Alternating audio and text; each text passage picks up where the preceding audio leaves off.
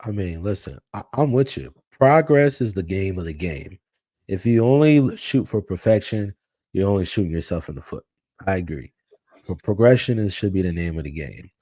But I just think that some of these things, like even when you talk about relationships, right?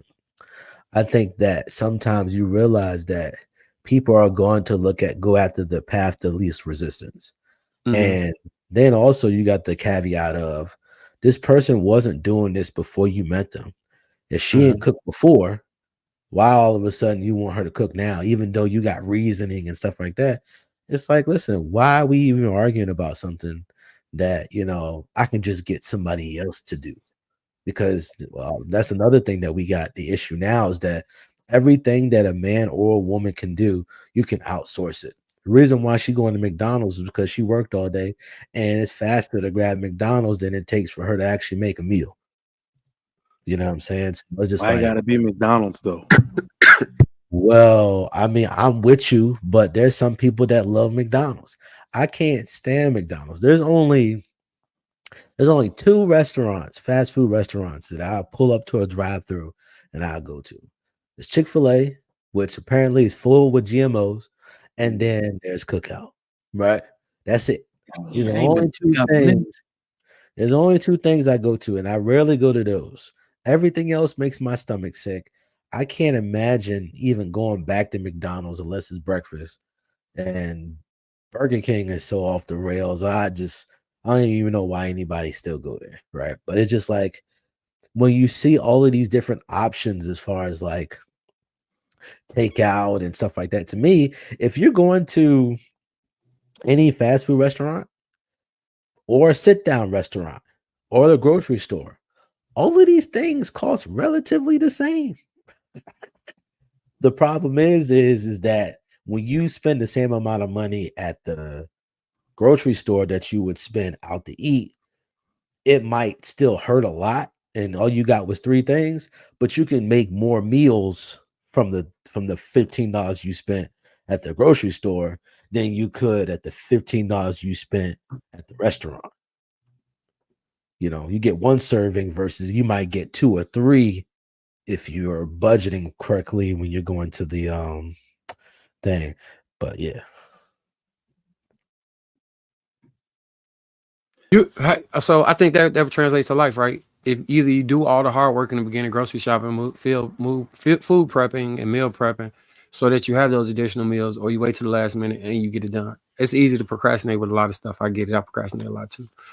But I think relationships, I like that analogy. Um, you do the work in the very beginning of the relationship, setting the parameters, setting expectations, having realistic conversations about what you expect and how we can potentially get to that. And then in the end, you don't have to worry about having an expectation of somebody that you probably didn't properly communicate.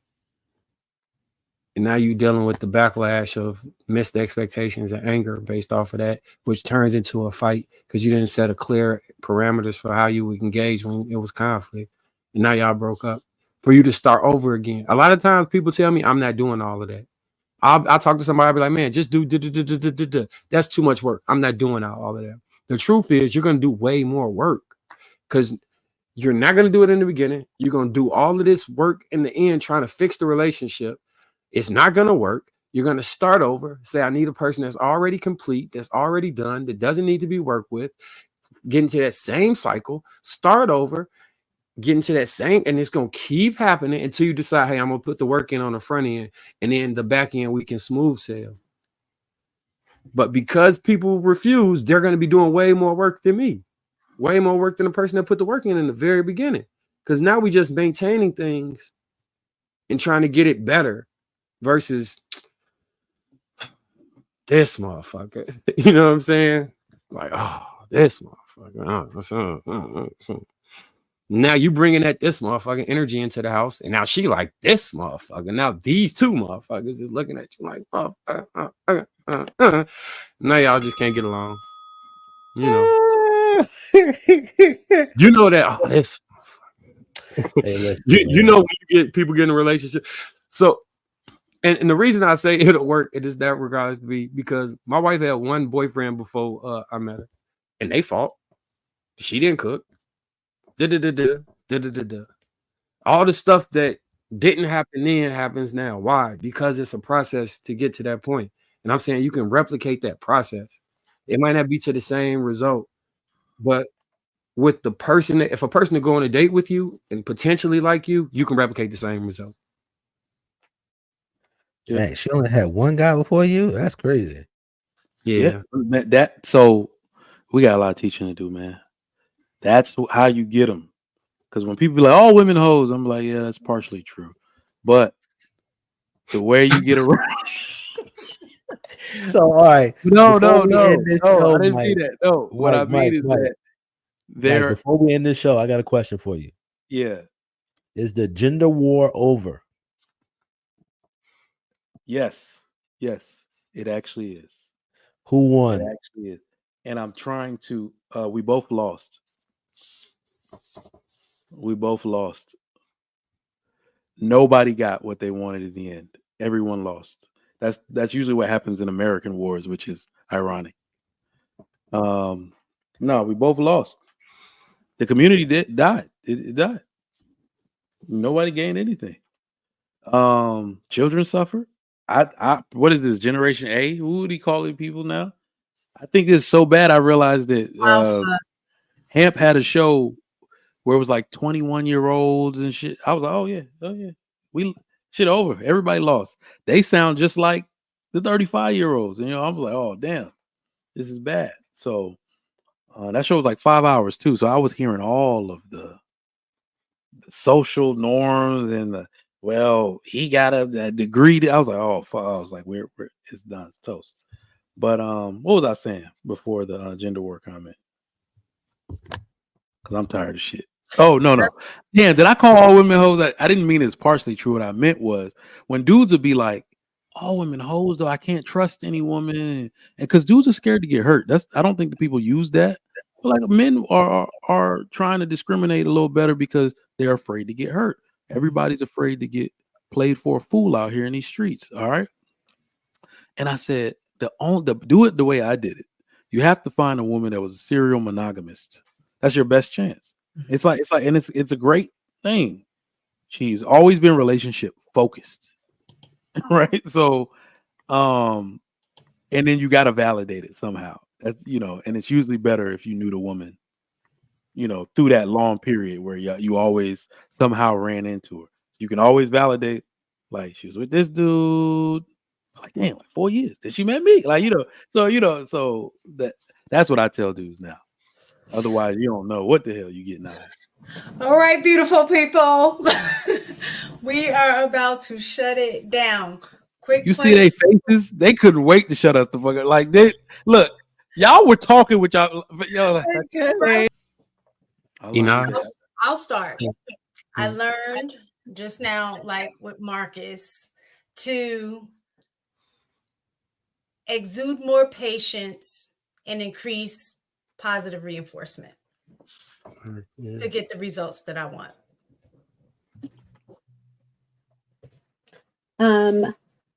Trigger Mike taught me that even when you give up on someone, they can still show growth.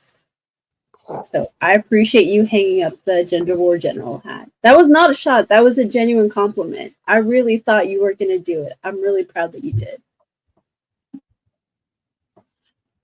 Thank you. Oh, I learned that we both lost. It's like a movie. That you ever seen a movie where everybody dies? Like everybody dies at the end of the movie. That's what the gender war was. Yeah, I agree. People could still grow, and that people's desire for negative interactions stems from them needing to understand the micro step that they need to take, as opposed to them just wanting. Well, it could also be this, but I'm gonna choose to believe that it's not somebody wanting to knock you down a peg. It's actually them trying to figure out how to take their step up.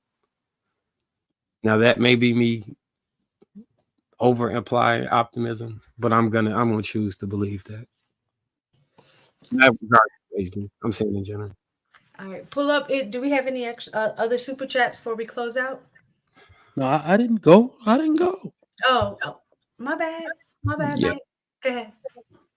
You know, I think in all together, listening to Shan and Mistaken, I think there were a few things you said where I realized now that I learned that there's like a subgroup of women that really like your optimism is high because you've insulated yourself with positive experiences, people who are like-minded. So even when we think like you, because I think you've heard me say Mistaken, like y'all not speaking up enough, y'all don't really go at these women like y'all supposed to, but it's really because the group of people y'all are around most of the time are just like y'all, which is a way to say that you've reinforced yourself, you know, in the right way. That way. So when you know, you may not be, we might be diving into these toxic circles a little too much where we see some of this stuff, but it's like, how y'all not see this crap? You know, but y'all are busy living your lives, taking care of your children, bonding with your husband, significant other, whatever, what have you. And we're over here like, these women some hoe. Like, you know, so to even like me saying, Shan, you live under a rock, but it's like, well, maybe when I'm saying people need to group themselves together and like-minded people, she can serve where she's, you know, that it should have an impression on her like that. She's serving where she's needed and doing, you know, creating positivity in her circle. So yeah, I felt like that was a bit of something like, oh,